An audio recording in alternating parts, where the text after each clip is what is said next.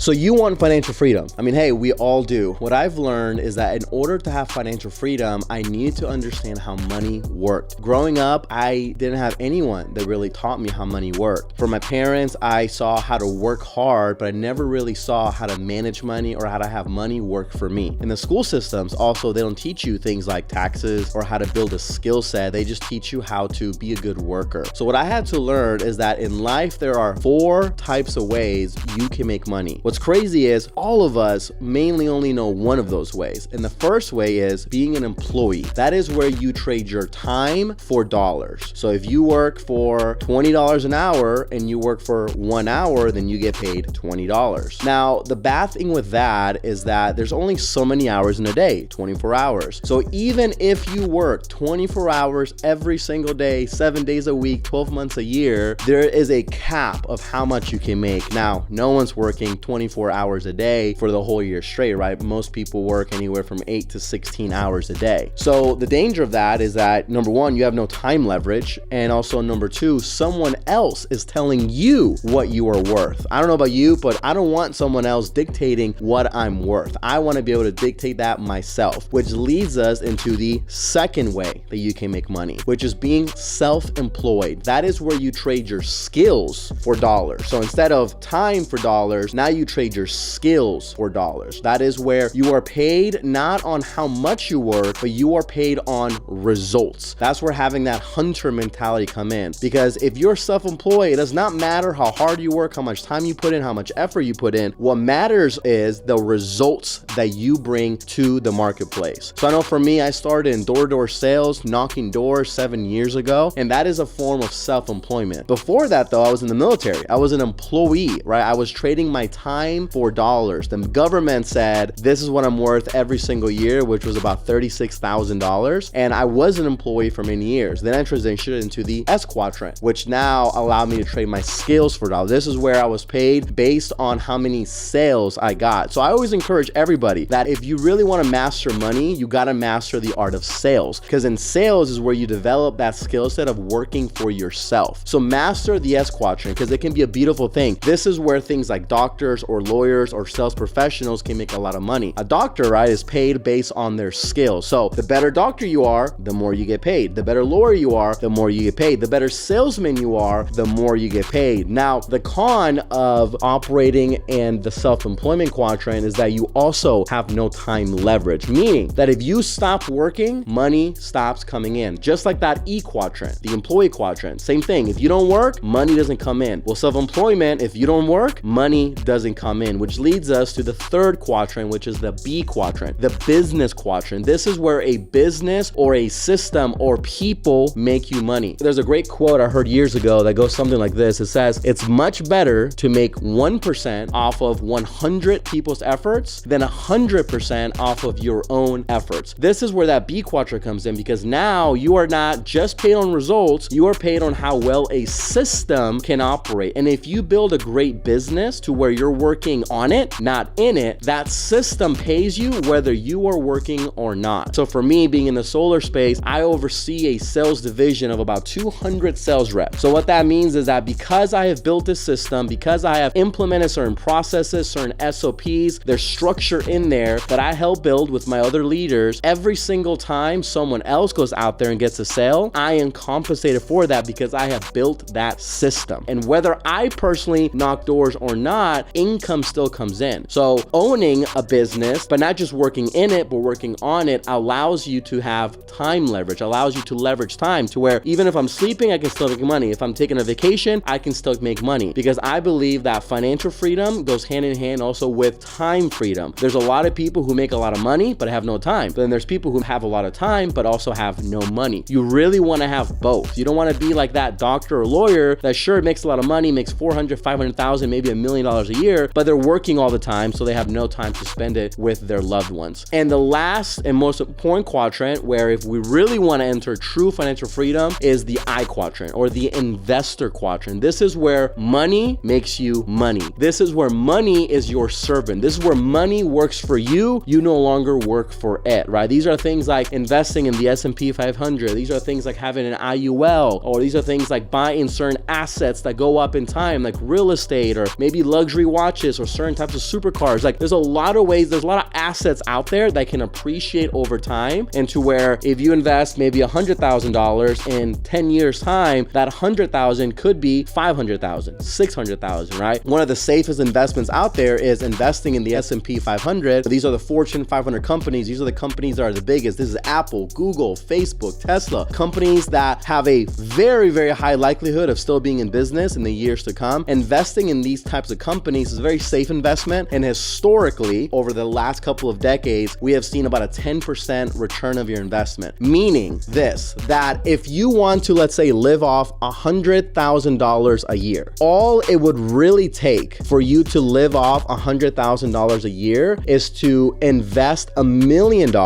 and that million, that 10% return, let's say the S&P gave you a 10% return every single year with dividends and all that, then now that million becomes 1.1 million. You live off that 0.1 million, 100,000, and then you reinvest a million. And that is how some people in this world retire. That is how they do it. If they want to live off 300,000, then great, go earn 3 million by operating in the B and the S quadrant. And that is where you can retire. That is where you can live a life where you're not bound by your own ability to go work. So I've had to learn this the hard way. I share this with you so that maybe you can shortcut your way into financial prosperity. I am on this journey with you. And just remember, you're always in one of 4 of those categories. The E quadrant, that is where you trade your time for dollars. Don't do that unless you just passionately love what you do. But even if you do, find a way to make that into maybe the S quadrant, self-employment. That is where you trade your skills for dollars. Then the B quadrant, that's where you now are leveraging capital. You're leveraging labor or media, stuff like that. And that is where a system now pays you. And then lastly, the I quadrant, that is where your money makes you money. And I hope you're one of those 4. There is a 5th one that I didn't talk about actually. That is the unemployment quadrant. Definitely don't be in that one. Definitely go out and make sure you're contributing some type of value to society. Let's go make money.